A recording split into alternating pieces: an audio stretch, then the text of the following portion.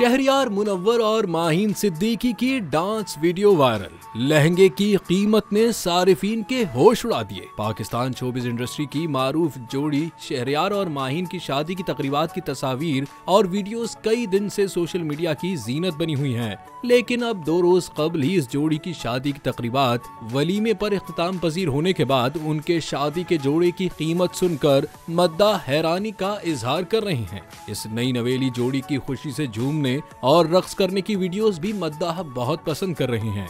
लेकिन माहीन सिद्दीकी की जानिब से बारात के दिन पहने गए सुनहरी रंग के लिबास की कीमत तकरीबन 60 लाख रुपए बताई जा रही है और इसी से ये अंदाजे लगाए जा रहे हैं कि उनके वलीमे के जोड़े की कीमत भी लाखों में होगी।